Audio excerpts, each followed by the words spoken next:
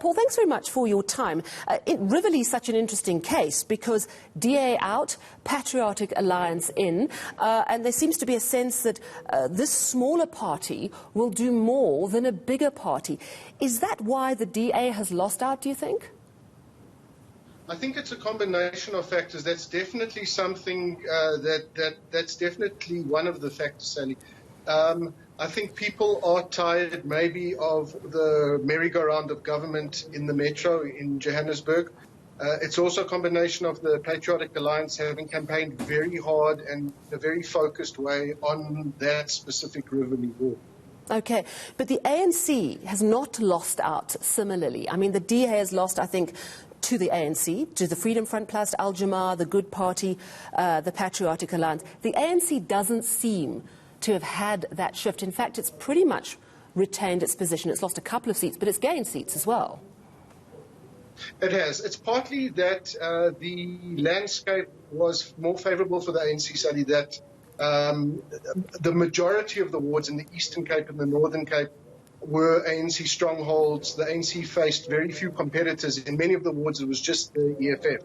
Whereas the DA seemed like it was fighting a war on many fronts. You know, in the ward in Lenasia, it had to face off Jamaa and its former councillor, now running as an independent. In Rivoli, it was the Patriotic Alliance. Freedom Front Plus in those northwest wards and in other areas.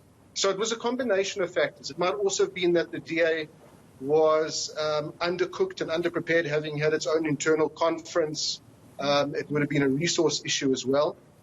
So all of these things. It's interesting if we look at, you know, I spoke to our reporter a little earlier, and he's in Zola, Soweto, service delivery protest there. That wasn't an area that voted, but nearby Naledi, which did vote, they had service delivery protests yesterday, and yet Naledi was won by the ANC.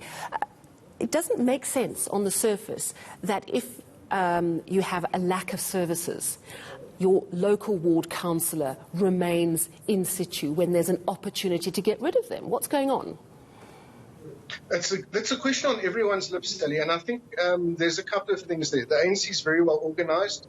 There's even on the margins, and I don't want to go into too much because there's a lot of speculation and I don't want to peddle in rumour, but the ANC in the past has been accused in some cases of even organising to the point of busing in supporters. So the ANC has shored up support in its wards. As I said, it faced very little real competition.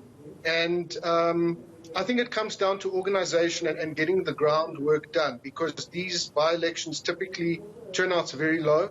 It's not a public holiday. They're not as well publicised.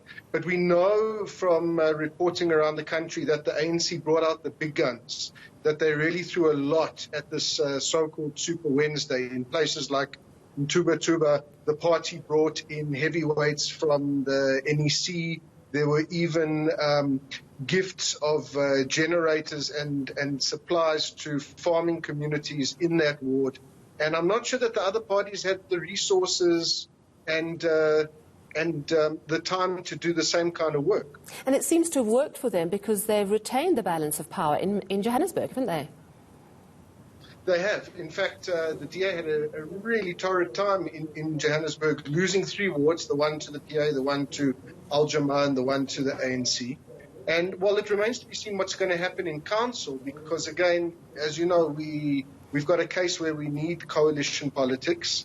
The EFF has the balance of power in the metro, and it remains to be seen if anything changes in council over there. Although the DA lost a number of wards, on the face of it, there's no real incipient threats to any of the councils where the DA lost seats. But we'll see what happens. Yeah, you know, Helen Zille said something interesting, the DA Federal Council Chair. She says these smaller parties just essentially create unstable coalitions. Do you agree with her, or do you think these smaller parties are a breath of fresh air?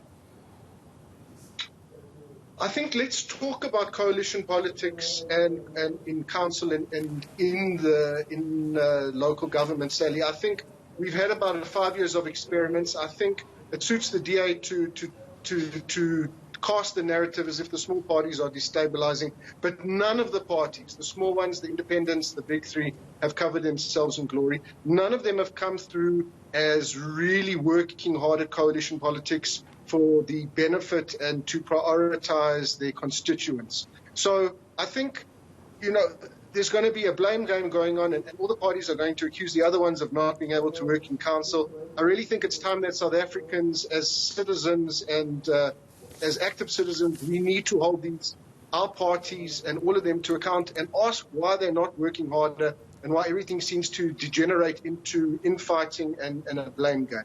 Absolutely. Thank you so much, Paul Berkowitz, local government expert, also CEO of Hlazia Solutions.